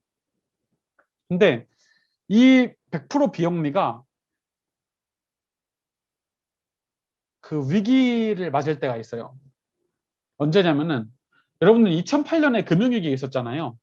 미국발 서브프라임 모기지론 상태로 인한 금융위기 때 기업들이 엄청 망했거든요. 은행들이 망하면서 기업들이 망했거든요. 근데 기업들이 망하면은 비영리가 엄청 많이 망합니다. 왜냐하면 기업들이 후원하는 비영리 단체들 많잖아요. 그리고 기업들이 내던 세금으로 인해서 정부가 또 후원해주던 비영리 단체가 많잖아요. 그 비영리가 엄청 망하기 시작하는 거예요. 금융위기 터진 다음에. 근데 문제는 뭐냐면은 금융위기가 터진다는 거는 많은 사람들이 기업에서 또 해고되잖아요. 일자리를 잃잖아요. 취약계층은 훨씬 늘어난다는 겁니다. 취약계층은 늘어나는데 비영리는 망해요. 기업에서 후원 안 해주고 기업이 세금 안 내니까 정부 지원금도 없어지니까 완전히 진퇴양난인 거죠. 그러면서 비영리들이 많이 망하기 시작하면서 그때 비영리들이 이제 깨달은 점이 있어요. 사실은 그때뿐만 아니고 그 전부터 있었던 흐름인데 굉장히 강화된 거죠. 이후에 우리가 기업 후원 또는 정부 지원으로 의존하다 보면은 이런 외부적인 상황에서 굉장히 취약해지는구나라고 깨달은 겁니다. 그리고 자기들이 취약해지면은 자기들이 도와야 되는 취약계층도 더 힘들어지는 상황인 거죠. 그래서 자립적인 모델, 수익 활동을 하는 비영리나 또는 자신들이 어떤 사회 문제 해결함에 있어서 완전히 재정적인 독립을 할 수 있는 그런 모델들을 찾는 과정이 이 맨 왼쪽에서 이 가운데로 슬슬 이동하는 거예요. 이 마우스 커서를 따라가지고. 이게 아주 진행이 많이 되다 보면은 완전한 재정적인 자립이 가능한 사회적 기업 또 소셜벤처가 되는 거고요. 완전한 자립은 아니더라도 어느 정도 정부 지원과 혼합해서 운영한다면은 뭐 이 스펙트럼 상에서 뭐 조금 더 왼쪽에 있겠죠. 어찌됐건 이 100% 비영리에서 온 이제 이 모델들은 이제 제가 논프로핏 오리엔티드라고 써놨죠. 비영리에서 오리엔티드 돼서 이제 여기까지 온 겁니다. 근데 또 반면에 맨 오른쪽 가면은 100% 영리가 있잖아요. 근데 또 100% 영리 기업들은 또 그래도 깨달은 점이 있어요. 사회적인 공헌, 이 CSR이 이제 기업 CSR이 기업 사회 공헌의 약자인데, Corporate Social Responsibility의 약자인데, 이 사회 공헌을 하지 않으면은 욕 먹는구나. 여러분들 남양유업 같은 경우는 사실은 기업 CSR을 충분히 하지 못했기 때문에 사실은 지금 사업을 접은 거잖아요. 그 경영자들이 매각을 하고 나갔잖아요. 그러니까 이런 것들 꼭 해야 되는구나라는 생각을 하다가 조금 더 사회 문제를 해결하면서 돈을 벌 수 있는 방법이 없을까? 이런 형태로 이제 기업들이 좋은 일도 하면서 돈도 버는 일들을 하면은 우리 기업에도 좋고 이미지도 좋고 사회도 좋아지니까 좋지 않을까라고 생각한 겁니다. 이게 또 이제 for profit oriented, 이제 영리 쪽에서 시작한 굉장히 사회적 기업 또 소셜벤처스러운 일들입니다. 완전 소셜벤처라는 건 아니고 그런 스러운 일들. 이것들이 또 오른쪽에서 가운데로 다가오는 거죠. 그래서 이 100% 비영리와 100% 영리가 굉장히 극단적인 상황이었고 이게 둘 다 깨달음을 얻고 점점 더 가운데로 모이게 되면서 이 점선 어디엔가에 우리가 그리는 모델들이 다 있을 겁니다. 소셜벤처든 아니면 조금 더 영리에 가까운 사회적 기업이든 이런 식으로 우리가 이제 이 안에서 이제 우리의 살림을 꾸려나간다라고 생각을 하시면 될 것 같고요. 그럼 이제 사회문제 해결 유형, 이게 이제 맨 왼쪽에 있었던 이제 비영리 쪽에서 기원한 거랑 가까운 건데 사실은 사회문제 해결을 하기 위해서 이제 비즈니스 활동을 도입하는 게 이제 비영리 오리엔티드에 가까운 거죠. 원래 비영리인데 우리는 특정한 사회적인 미션만 있을 뿐인데 다만 그 미션을 조금 더 독립적으로 해결하기 위해서 비즈니스를 도입한 거다라는 겁니다. 그래서 비영리 단체의 수익 활동이 대표적인 사례죠. 기부만 받는 게 아니고 뭐 우리의 수익의 20%는 30%는 우리가 자체적으로 조달한다. 그래서 Non-profit with income이라고 제가 써놓은 건데요. 이 사진 보시면은 이게 여러분들 미술관이나 박물관 같은 데 가면은 이제 여러분들이 이제 빠져나올 수 없는 이제 하나의 이제 길이 있거든요. 바로 기념품 샵입니다. 아무도 무조건 지나가서 나와야 되거든요. 이 기념품 샵은 대표적으로 이제 비영리 단체에서 미술관 박물관 다 비영리거든요. 거기서 이제 운영하는 수익 모델입니다. 여러분들 여기서 책을 사거나 뭐 에코백을 사거나 엽서 같은 거 사면은 그게 이제 비영리 입장에서는 수익으로 잡히는 거죠. 실제로 이거 메트로폴리탄 박물관이라고 미국에 있는 박물관인데 가보시면은 뉴욕에 있는 박물관인데 가보시면은 이 기념품 샵이 엄청나게 커요. 진짜 하나에 진짜 우리나라의 자그만 조그만 갤러리보다 클 정도로 큰데 여기서 발생하는 수입이 엄청나거든요. 실제로 이제 그러니까 이 비영리 단체 같은 경우는 뭐 어느 정도 뭐 기부금이나 후원금이 조금 주어들더라도 자기들이 경쟁해서 시장에서 우리가 예쁜 엽서나 이런 걸 만들어서 팔잖아요. 그런 걸 기반으로 돈을 벌기 때문에 어느 정도 재정적인 자립이 가능한 부분이 있다는 거죠. 100% 자립은 아니지만. 그래서 여러분들이 이제 사업 모델을 구상한 다음에 그 사업 모델을 담을 법인의 형태가 필요하잖아요. 이 사업 모델을 구현시키고 작동시키려면은 법인을 세워야 되는데 그때 그냥 주식회사로 세워서 사회적 기업이나 소셜벤처로 갈 것인지 아니면은 협동조합을 세울 것인지 아니면은 비영리 법인을 세울 것인지에 대해서 고민을 하시게 될 거예요. 근데 비영리 선택하실 때 한 가지 유의하실 점이 비영리가 돈을 못 버는 게 비영리가 아니라는 겁니다. 제가 그때 저번 시간에 십시일법 설명드리면서 비영리라는 사고의 스스로를 가두면 안 된다고 제 스스로에게 배웠다라고 말씀드렸잖아요. 그러니까 비영리라는 거는 말이 비영리지 실제로 영리 기업이라는 거랑 모든 걸 똑같이 할 수 있어요. 모든 사업을 할 수 있습니다. 다만 조금 더 제한이 강한 뿐이죠. 뭐 사업을 정리하실 때 자녀 재산을 유사한 목적 사업을 하는 비영리나 국가에 귀속시킨다든가 아니면은 이익이 있으면 주식회사는 배분할 수 있잖아요. 주주들한테 배당할 수 있는데 비영리는 배당하지 못한다든가 뭐 이런 제한이 있을 뿐이지 사업은 다 담을 수 있습니다. 그래서 그런 것들도 잘 고려해서 이제 사업을 담으시면 되고요. 근데 이런 경우는 그 내가 생각하는 사회 문제 해결이 내가 해결하고자 하는 사회 문제가 있고 그걸 위해서 그 사회 문제 해결하기 위해서 내가 돈을 버는 거잖아요. 근데 이게 비영리뿐만 아니고 일반적인 소셜벤처에 있는 경우가 많아요. 이 마리몬드라는 소셜벤처가 있는데 여기는 위안부 할머니들에게 그 존엄성을 회복하는 그런 소셜 미션을 가지고 있는 이제 기업입니다. 근데 여기도 마찬가지로 사실은 먼저 설명을 간단히 드리자면은 이제 마리몬드가 이제 이런 폰 케이스로 시작을 했어요. 폰 케이스에 이런 예쁜 꽃 같은 게 있잖아요. 이런 것들이 이제 원래는 처음에는 위안부 할머니들이 직접 디자인을 하신 겁니다. 그래서 그거를 팔고 한 건데 이제 지금은 디자이너들이 이제 디자인을 하죠. 어찌됐건 이런 것들을 소비자들에게 파는 거예요. 그러면은 이거 사는 사람들은 이제 내가 이 예쁜 케이스로 사면서 위안부 할머니들을 위한 좋은 일도 하는구나라는 기분 좋은 마음으로 사는 거죠. 실제로 연예인 수지가 요거를 들고 나오면서 판매량이 폭증하기도 했거든요. 채팅이 와 있네요. 이게 위안부 할머니를 돕는 브랜드가 아닌가요? 태연님?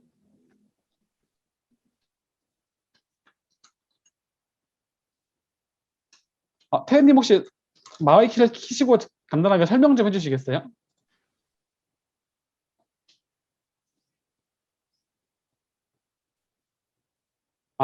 네네네. 이게 시작은 이제 위안부 할머니를 돕는 일을 했다가 이제 전반적인 인간의 존엄성을 돕는 브랜드로 이제 바꿨다고 하네요. 네. 네네네, 알겠습니다. 근데 마리몬드가 근데 기부한 기부처를 보면은 대부분이 사실은 이제 위안부 할머니들을 위한 단체, 그 정의연의 기부를 대부분 많이 했는데 제가 요 정의연 관련된 거는 언급하지 않겠습니다. 이거는 그냥 지금 케이스로만 딱 봐주시면 될 것 같고요. 어찌됐건 이제 위안부로 제가 제안을 한 거는 어찌됐건 누군가를 돕는 거잖아요. 어찌됐건 위안부가 됐던 이제 인간의 존엄성을 위한 기부를 하는데 이때 폰 케이스나 가방도 팔고 제품군을 넓혔거든요. 그런 것들을 팔아가지고 그 매출의 50%나 이제 매출이래. 그 영업이익의 50%나 매출의 5%를 기부해요. 큰 쪽으로. 어찌됐건 이 경우는 사실은 특정한 사회 문제, 제가 위안부라고 좀 좁혀서 말씀드리면은 그 위안부 문제를 해결하기 위해서 제가 돈을 버는 거예요. 그러니까 제가 돈을 버는 행위가 예쁜 디자인을 파는 거잖아요. 그리고 해결하고자 하는 문제는 따로 있는 거라고요. 저의 수익 창출 행위와 소셜 미션, 사회적인 미션 달성 행위가 분절돼 있는 거예요. 연동돼 있지가 않다고요. 근데 예전에는 달랐습니다. 이게 처음에는 마리몬드가 이제 희움이라는 브랜드였어요. 처음에 성균관대학교 이넥터스라는 동아리에서 아이디어가 나오고 그들이 주축이 돼가지고 이 마리몬드라는 브랜드로 키운 건데, 처음에는 이 폰 케이스가 이 그림들이 실제로 위안부 피해자 할머니들께서 그린 겁니다. 그리면서 그분들이 존엄성을 회복하고 또 그 디자인을 바탕으로 소비자들에게 어필을 하는 과정이었는데, 이 경우는 연동돼 있죠. 마리몬드에서 이 할머니들의 제품, 그림 제품을 팔면 팔수록 그 할머니들도 어떻게 보면은 그 제품 제조 과정의 일환이었기 때문에 그분들도 수익이 늘어나는 과정이, 그 수익이 늘어나고 존엄성이 확보된 과정이거든요. 이 경우는 마리몬드가 팔면 팔수록 그 할머니들도 연동돼서 사업이, 그 사회적 미션이 해결되는 그런 과정이잖아요. 근데 지금은 이제 사실은 그렇게 디자이너와의 소를 타지 않고 시장 경쟁력을 확보하기는 어렵다고 판단을 해서 지금은 분리된 겁니다. 그래서 여기서 말씀드리고 싶은 거는, 그 비영리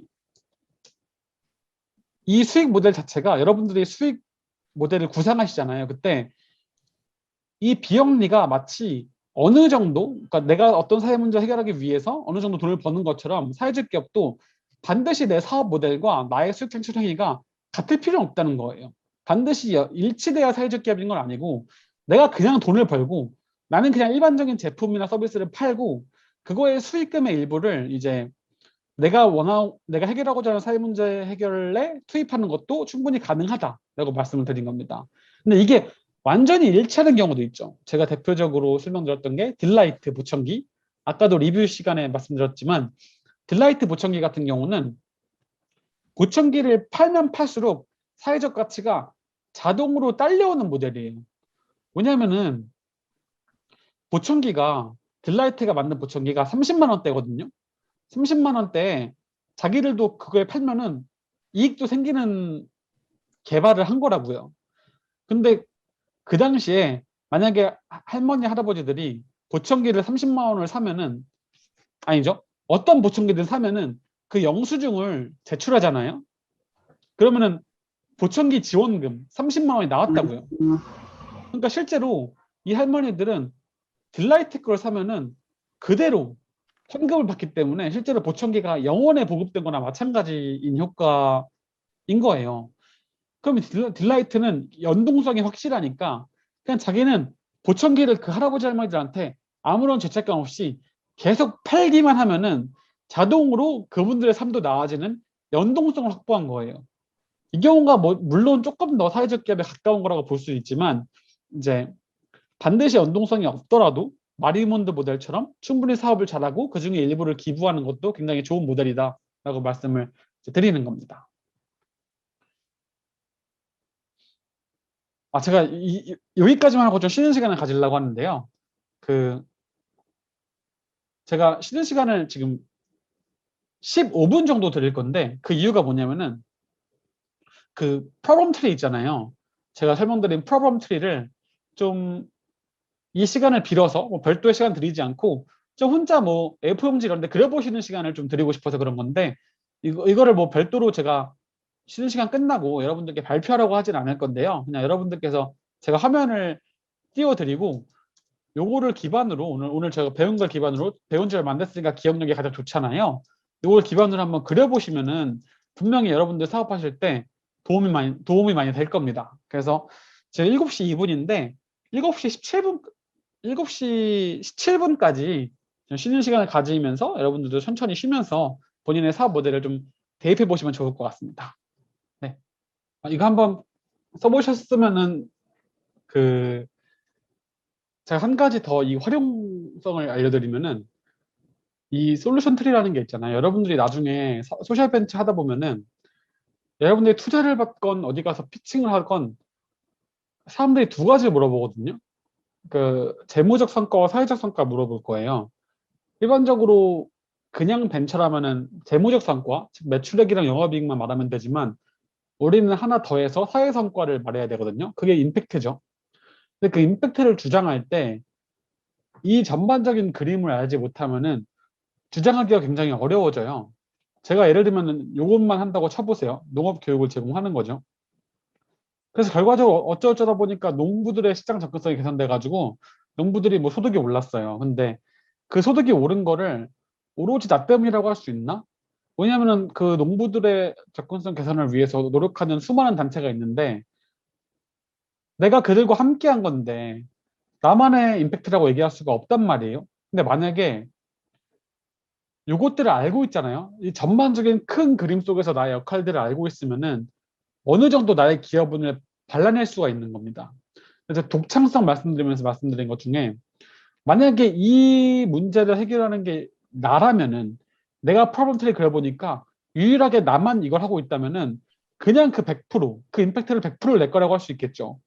근데 이제 이걸 그려봤을 때, 아, 하나 더 있네. 그러면은 뭐 반반 한다든가 아니면 중요도에 따라서 뭐 내가 조금 더 가져온다든가 그런 식으로 얘기를 할 수 있기 때문에 이 프로블럼 트리를 그리는 것이 사업 모델을 그리는 것에도 유용하지만 나중에 내 임팩트가 어느 위치에 어느 정도 기여를 하고 있는지를 발라내기 위해서도 굉장히 중요하다라고 말씀을 드리겠습니다.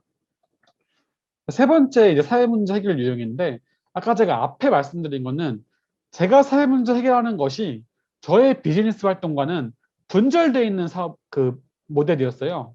내 수익 창출 모델이 내가 돈을 버는 거는 버는 거고 내가 이 중에 일부를 기부하는 거는 또 다른 사회 문제에 기부하는 거잖아요.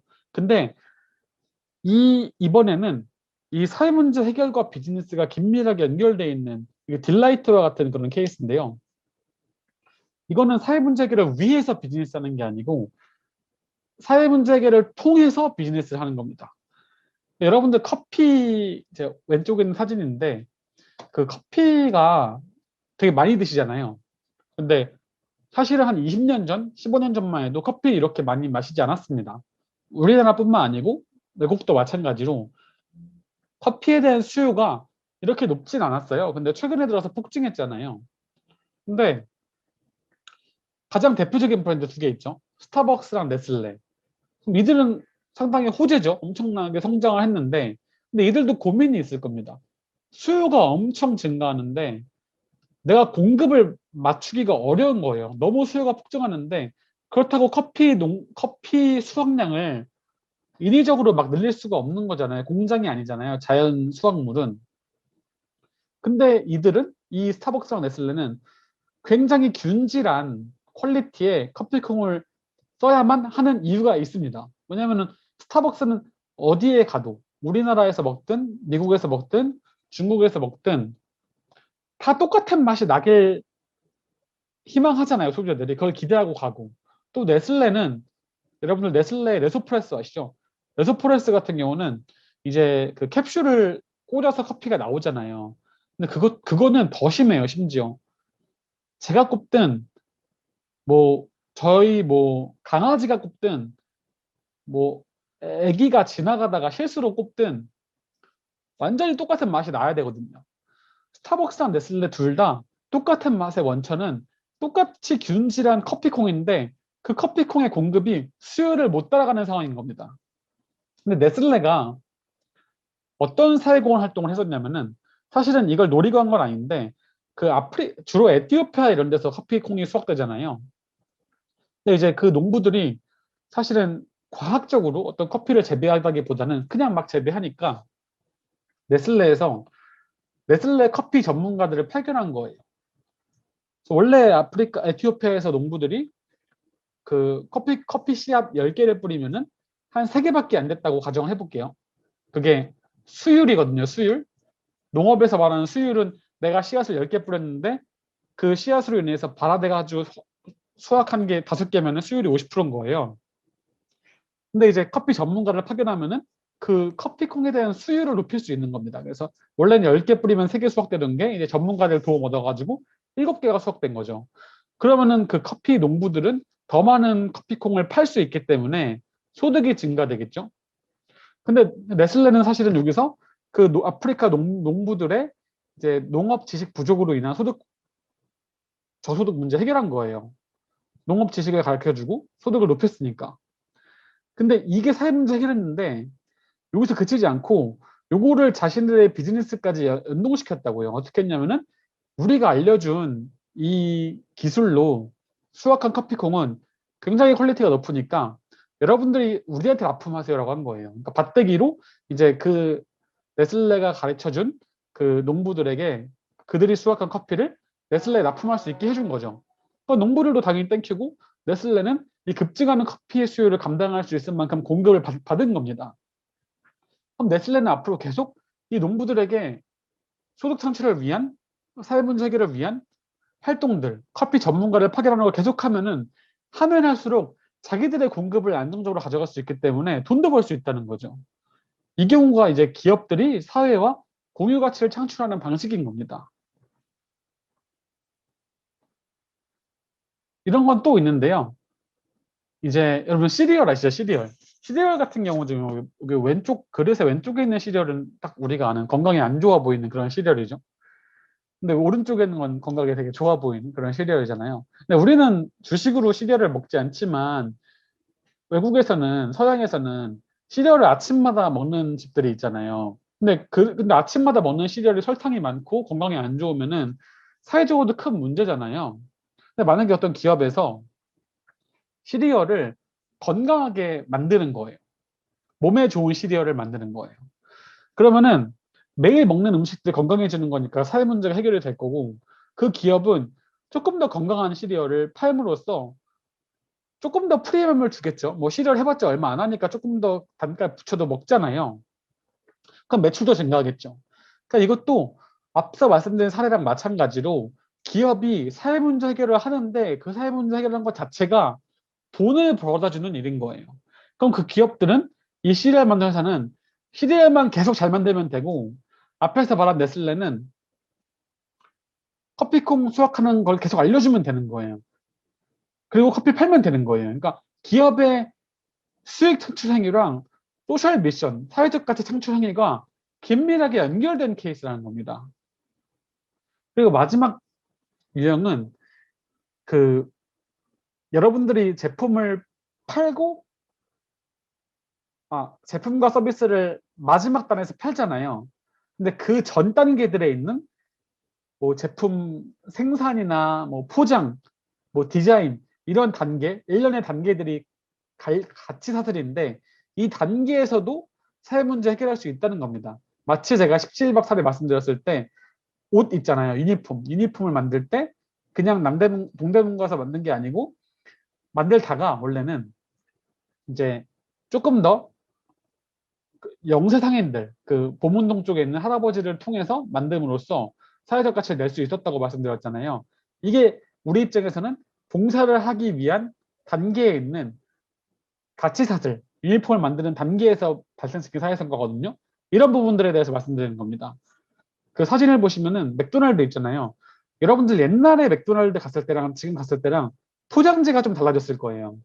포장재가 줄었습니다, 실제로. 맥도날드가 일회용품에 기본적으로 햄버거를 싸서 나오고 뭐 하잖아요. 근데 그게 다 버려지니까 환경오염이 심하다고요. 근데 맥도날드가 포장지를 실제로 30% 줄였거든요, 과거에 비해서. 그렇게 하면은 일단은 환경 폐기물이 줄어들잖아요. 쓰레기가 줄어들고 그다음에 맥도날드 입장에서도 더 적은 양을 들여서 햄버거를 포장하니까 포장 비용이 절감될 거 아니에요. 이것도 이제 기업에도 도움이 되고 사회에도 도움이 되는 방법이라는 거죠. 이런 것들을 여러분들의 제품 서비스를 만드는 과정에 녹인다면은 그것도 그 자체로 이제 사회적인 가치를 내고 재무적 가치도 창출할 수 있는 방법이라는 겁니다.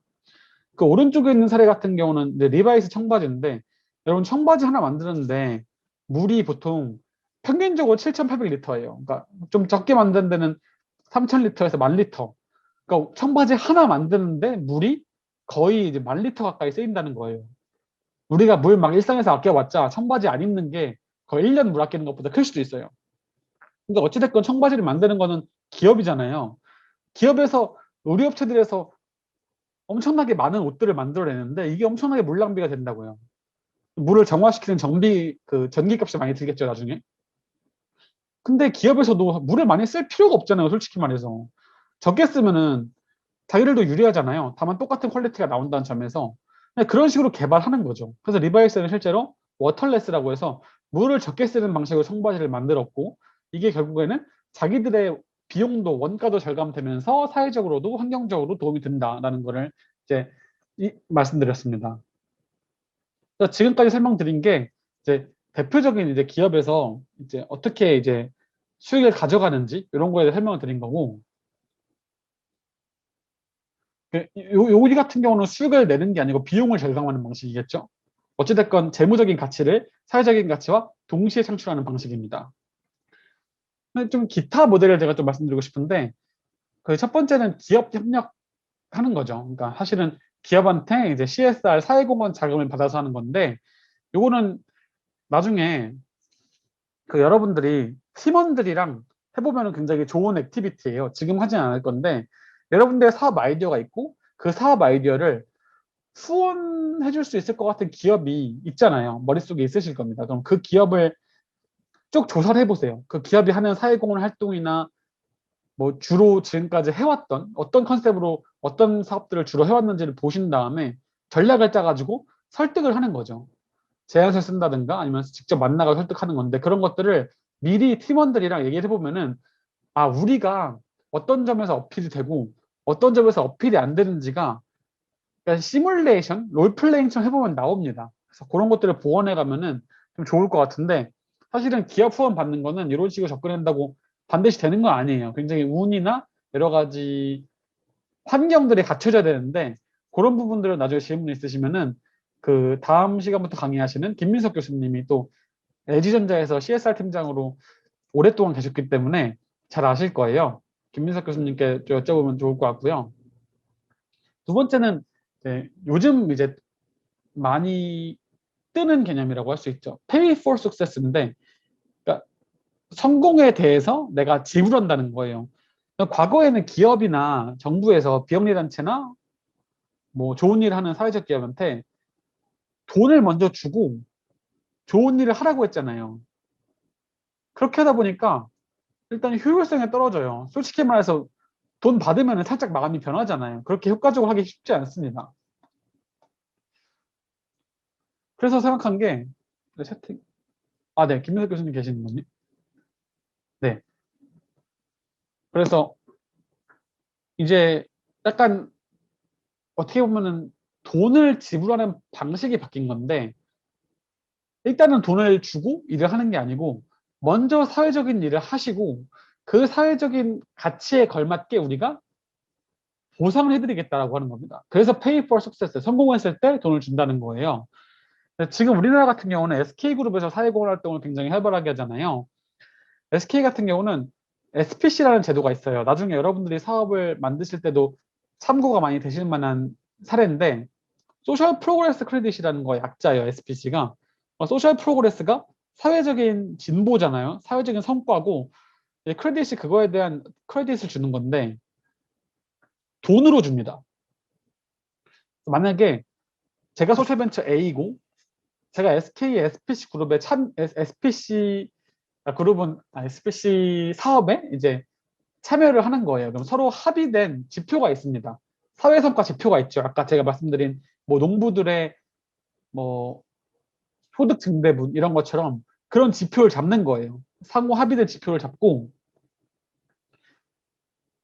그 지표를 1년 동안 측정하는 겁니다. 그래서 우리가 이번 연도에 한 1억 원 정도의 사회적 가치를 냈어요 라고 이제 딱 나오잖아요. 상호 합의된 지표에 따라서.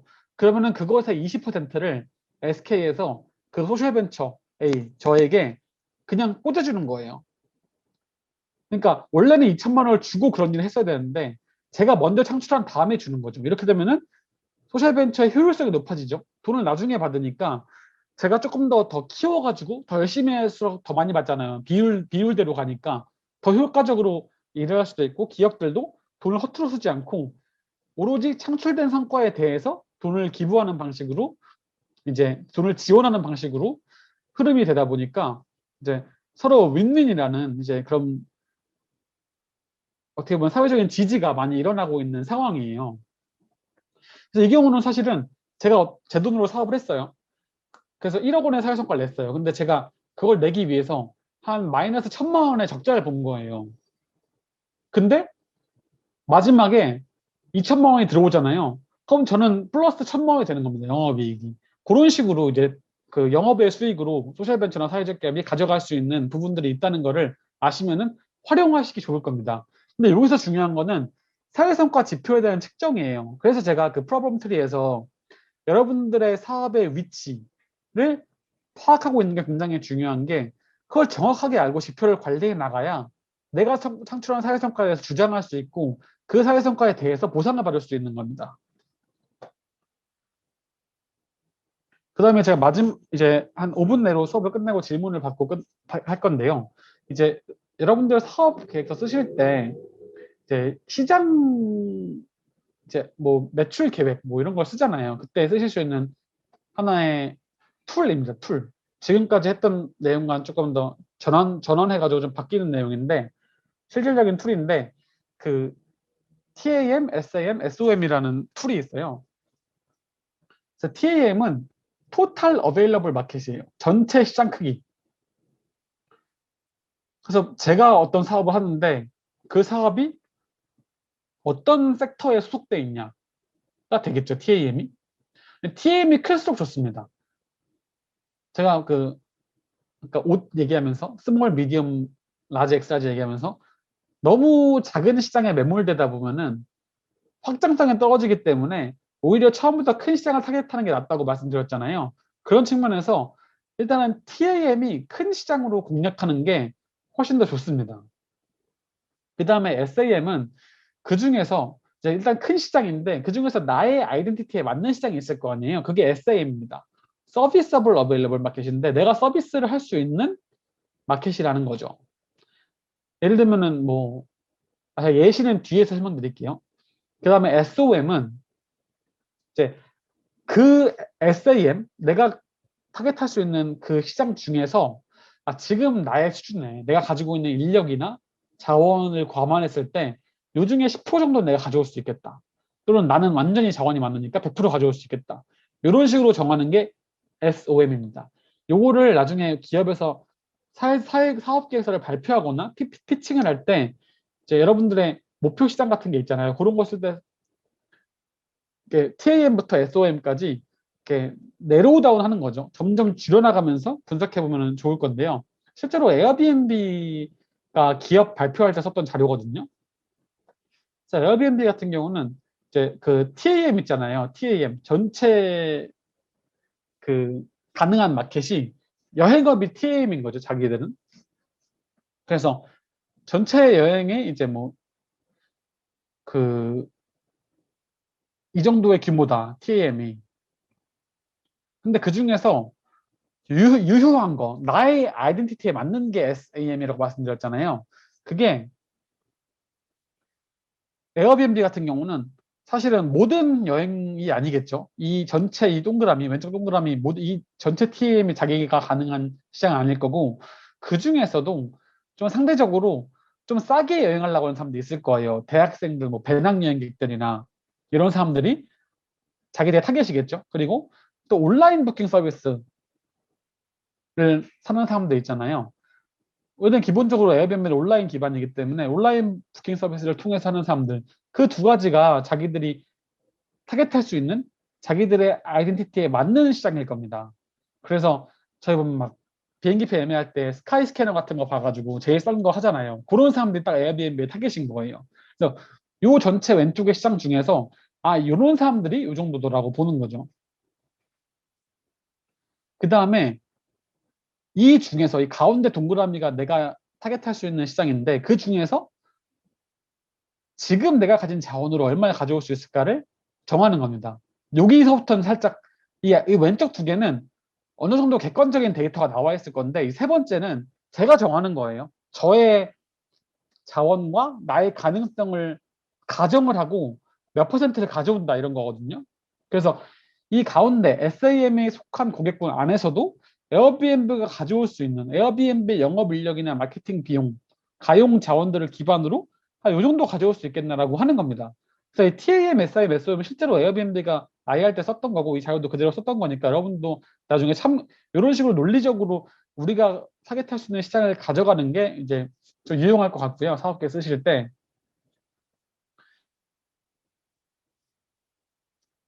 그 다음에 시장 접근할 때 이제 저희가 이거는 사실 경영학과에서 흔히 쓰이는 건데 STP라고 해서 먼저 이제 요런 제 세 번째 동그라미가 나오잖아요. 요게 이제 내가 서비스할 수 있는 가장 현실적인 타겟 시장이다라고 하면은 요거를 어떻게 공략할 것인가를 STP로 보는 겁니다. 그래서 고객을 분류하는 거죠. 고객을 뭐 20대 여성, 뭐 30대 남성 이런 식으로 분류를 한 다음에 그들을 어떻게 타겟팅할 건지를 마지막에 보는 거예요. 뭐 솔직히 말해서 등산 같은 경우 대표적으로 예전에는 그 STP를 일단 하잖아요. 그럼 세그멘테이션 할 때 뭐 20대 여성, 30대 남성도 분명히 있었을 거거든요. 근데 뭐 K2나 이런 등산 브랜드에서 그들을 마케팅 많이 안 했단 말이에요. 타겟팅 하지 않았던 거죠. 왜냐면은 그들이 시장 크기는 큰데 별로 시장 크기가 작은 거죠. 별로 등산 안 했으니까. 근데 요즘은 바뀐 거예요, 사실은. 젊은 2030 세대들 굉장히 등산을 많이 하면서 타겟팅 자체가 바뀐 겁니다. 그러면서 그들에게 맞는 포지셔닝, 어떤 식으로 그들에게 접근해야 될까? 옛날에 5, 60대 접근할 때는 좀 이런 좀 안전성이나 뭐 좀 편리한 등산 도구를 좀 어필하면 좋았다면은 2030한테는 디자인적인 요소를 접근해서 내가 포지셔닝을 가져가야겠다라고 접근하는 거예요. 그러니까 S는 다 해두시는 거고 미리 그 다음에 누굴 타겟팅할 건지 어떻게 타겟팅할 건지는 전략에 따라서 정해 가시는 겁니다. 그래서 요 두 가지를 마지막으로 말씀을 드렸고 오늘 배운 거를 제가 정리를 해드리면은 먼저 이제 기본적으로 프로블럼 트리를 그려야 된다. 이제 우리가 기본적으로 어떤 문제를 파악하고 어떤 문제 선택할지를 다 저번 시간까지 배웠으니까 그 문제를 딱 정했을 때 그 후에 프로블럼 트리를 해보는 거죠. 그래서 쭉 해보고 내가 해결하고자 하는 사회 문제의 근본적인 원인을 따라간 다음에 이거를 딱 뒤집으면은 솔루션이 나온다. 라는 거죠. 그래서 예시를 들려드렸고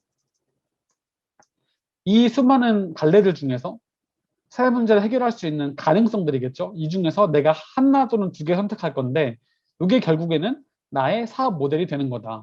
그리고 이 사업 모델에 대해서 어떻게 이제 소셜벤처를 운영해 나갈까 할 때 수익 모델 같은 걸 설명드린 거죠.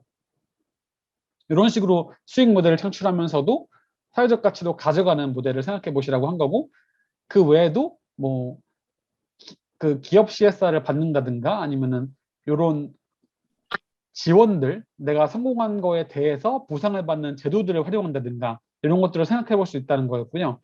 그 다음에 실제로 내가 사업을 분석할 때, 사업 시작하기 전에 이제 계획서를 쓸 때는 TAM, SAM, SOM이나 이제 STP 분석 같이 제가 뭐 여러 가지 경영적 툴이 있겠지만 제가 가장 많이 쓰는 툴 이 두 개거든요. 이 두 가지를 활용하시면은 대략적인 소셜벤처 문제 분석부터 사업 도출, 그 다음에 수익 모델 구상, 요거까지 쭉쭉 하실 수 있으실 거다. 거기다 플러스 알파로 사회 성과를 트래킹하고 지표 설정하는 거는 프로블럼 트리에서 그 안에서 우리가 충분히 설정할 수 있다. 라고까지 이제 그 강의를 했습니다.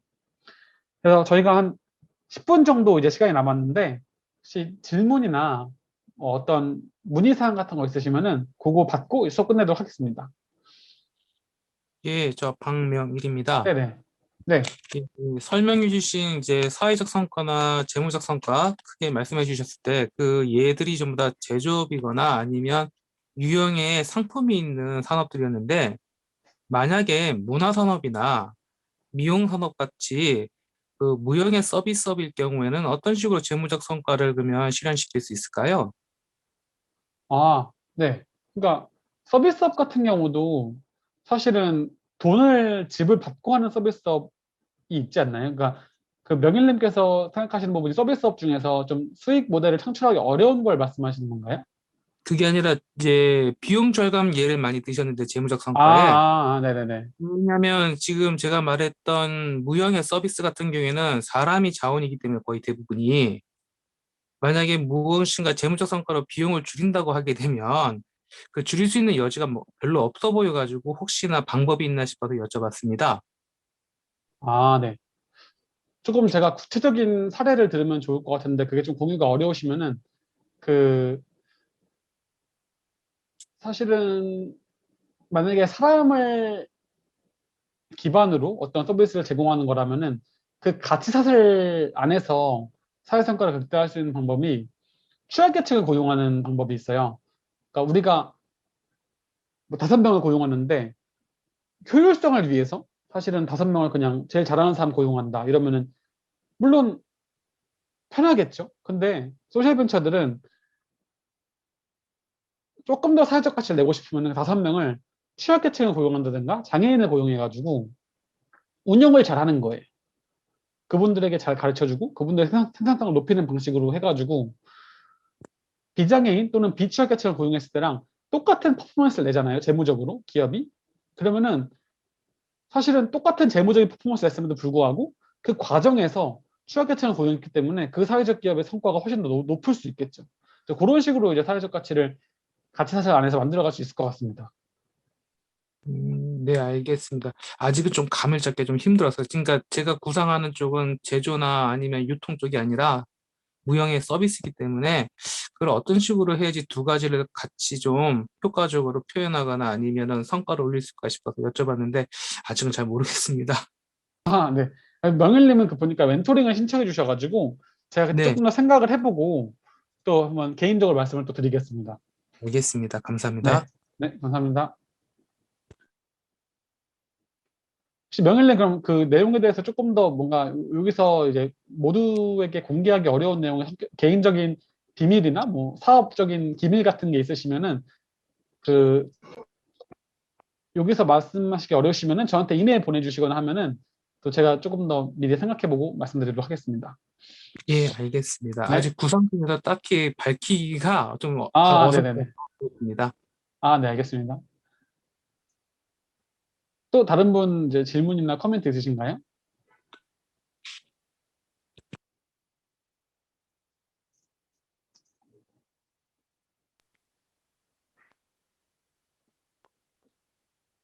제가 다시 한 번만 그러면 네네네. 여쭤보겠습니다. 지금 크게 두 가지 툴을 사용하셨는데 사업계획서 쓰실 적에요. 네. 보통 이제 스포트 방식도 많이 접목하지 않습니까? 아, 스왓이요? 예, 예. 스와트, 네네네. 그거와 더불어서 몇 가지 좀 괜찮은 툴이 있으면 오늘 두 가지 말씀하셨지만 좀 괜찮은 툴 한번 나중에 참고해서 살펴볼 만한 그 개념이라든가 그런 툴이 있으면 좀 설명 좀 해주셨으면 좋겠습니다. 열거해 주시면 찾아보게요. 아, 네네네. 어차피 지금 질문이 없으시니까 제가 간단하게 지금 설명을 좀 드릴게요. 잠시만요.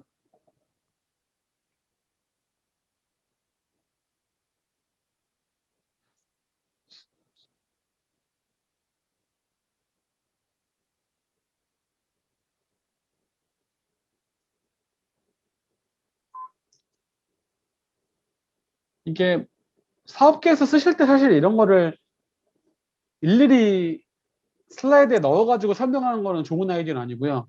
이런 툴들은 그 경영자가 자기의 생각을 정리하기 위해서 쓰는 툴이라고 보시면 되는데 또 하나의 툴이 페스텔레라는 게 있어요. 그래서 이제 페스텔레가 6개의 약자잖아요. 하나가 정치적인 거, 경제적인 거, 사회적인 거, 기술적인 거, 법적인 거, 환경적인 거. 요것들이 그 지금 현황이 어떤지를 보고 그게 나의 사업에 미치는 영향을 보는 거예요. 예를 들면 기술적으로 이런 부분들이 이제 가능해졌다든가 아니면 사회적인 규제가 새로 생겨가지고 뭐 좀 어려워졌다든가 뭐 환경적으로 이런 트렌드여가지고 이게 좀 잘 될 거라든가 이런 식으로 분석을 해놓는 게 이제 하나가 이제 있습니다. 네. 근데 요거를 또 이제 그냥 분석하는 게 아니고 이제 여기 그 시간적 길이, 영향의 종류, 추세, 중요도 이런 것들을 또 어떻게 보면 매트릭스처럼 두는 거죠. 그래서 이 네 가지를 보고 아, 이 그 법적인 규제가 사실은 좀 짧다. 시간적 길이가 이게 1년, 2년 뒤에 뭐 정권이 바뀌어서 없어질 거다라든가 아니면은 뭐 생각보다 이거는 영구적으로 갈 거라든가 이런 식으로 해서 아, 이건 길이가 길다, 작다 해놓고 써놓는 거죠. 그 다음에 뭐 추세 같은 경우, 이 추세가 지금 환경적으로 굉장히 지구 온난화가 심해지고 있잖아요. 이 추세가 앞으로도 계속 강화될 건지 뭐 약화될 건지 이런 걸 스스로 조사해가지고 적는 거예요. 그다음 중요도 같은 것도 적어놓고 그럼 종합적으로 여기서 뭐 길이 뭐 상주가 종료 상주가 나오잖아요. 그럼 이 네. 중에서 정말로 내 사업에 영향을 크게 미칠 거를 알 수가 있습니다. 그럼 그거에 대해서 이제 문제를 인식을 하고 그거에 대한 대비를 이제 경영자가 해놓는 게 이제 패스트랩 분석의 이제 하나의 목적이라고 볼 수 있고요. 잠시만요. 채팅이 왜 안 보이지? 네, 태은님, 잠시만요. 태은님 이것만 하고, 그 스와트는 이제 그 명일님께서 말씀해 주신 건데, 강점, 약점, S가 스트렝스, 위크가 위크니스예요. 강점, 약점, 그다음에 O랑 T는 기회랑 위협인데, 이런 요소들을 보는 건데요. 그래서 강점은 뭐 당연히 나에게 있는 강점이고, 약점은 못하는 거고. 근데 요 두 가지, 강점과 약점은 우리 조직 안에 있는 거거든요. 근데 기회랑 위협은 밖에 있는 겁니다. 뭐 아까 패스틀레가 대표적인 기회와 위협인데 패스틀레가 뭐 환경적인 변화, 법적인 변화 말씀드렸잖아요. 그런 것처럼 기술의 변화가 나한테 기회인지 위협인지 또는 시장의 변화나 정치적인 트렌드의 변화가 나한테 기회인지 위협인지 이런 걸 알 수 있겠죠. 그 네 가지를 강점, 약점, 기회, 위협 분석하는 건데 요거를 요것도 매트릭스로 둘 수가 있어요. 그래서 강점과 약점을 요 옆에 두고 그리고 여기 수직으로 두고 수평으로 두고 수직 쪽에 기회랑 위협을 두는 거예요. 그러면 강점이랑 기회가 만나는 데도 있고 약점이랑 기회가 만나는 것도 있잖아요. 그럼 네. 여기서 제가 딱 넣을 수가 있을 겁니다. 이런 것들은 나의 강점이면서 기회다 하면 당연히 살려야죠.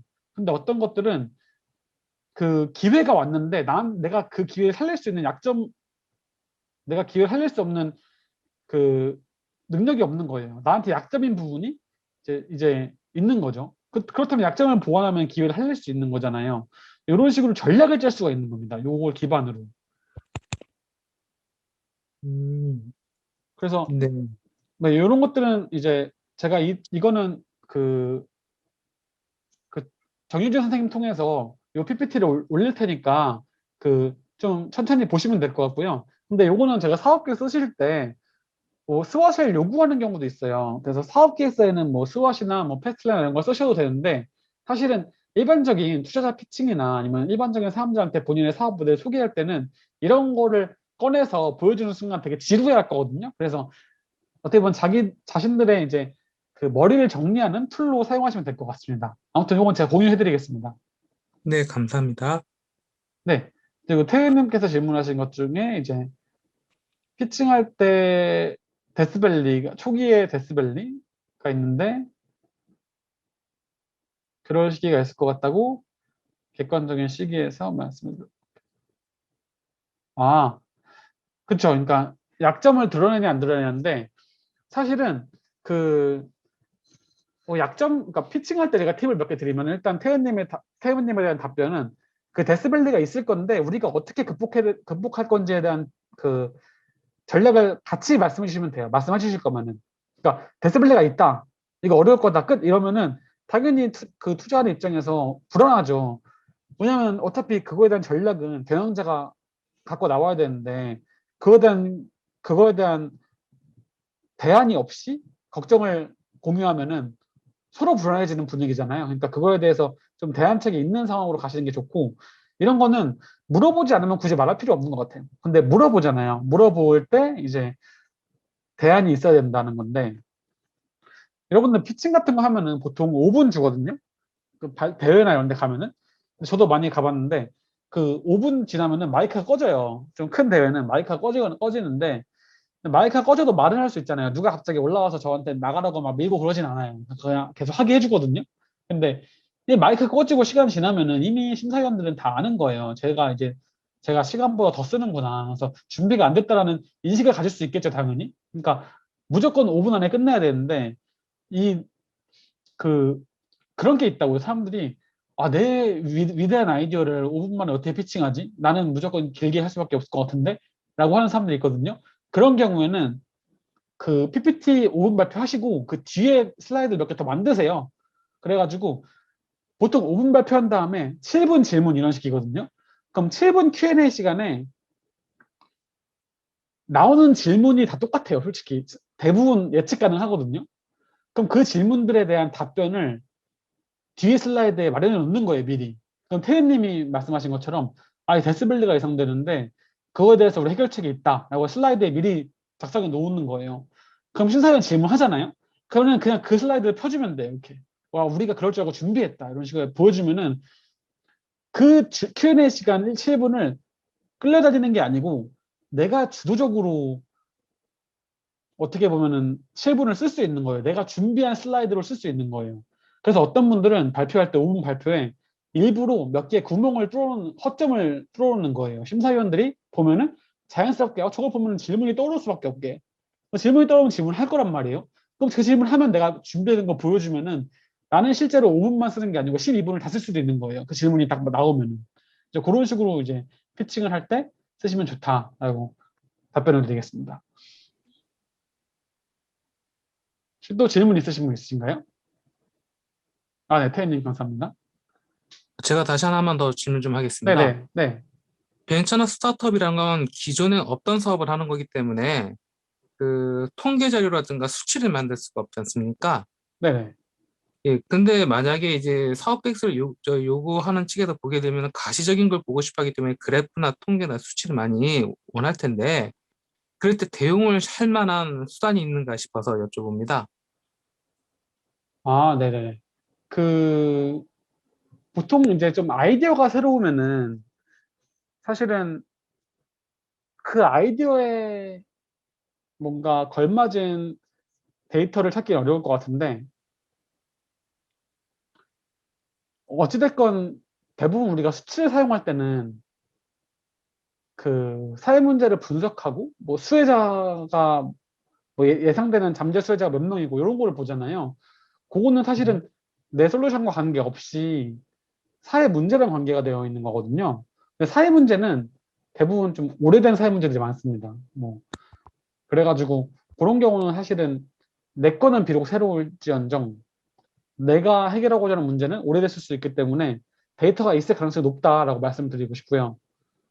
만약에 네. 아예 없다 싶으면은 그때는 추정을 할 수밖에 없을 것 같아요. 합리적인 추정. 그때는 뭐 제가 데이터를 못 찾았다 했는데 상대방이 찾았어요. 그러면은 제가 당연히 난감한 상황에 있는 거겠지만 상대도 못 찾고 나도 못 찾고 이게 명확히 그런 상황이라면은 논리적으로 추정해가지고 말하는 게 좋지 않을까 싶습니다.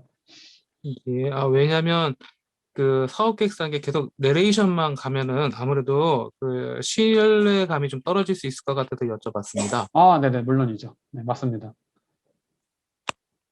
예, 감사합니다. 네, 감사합니다.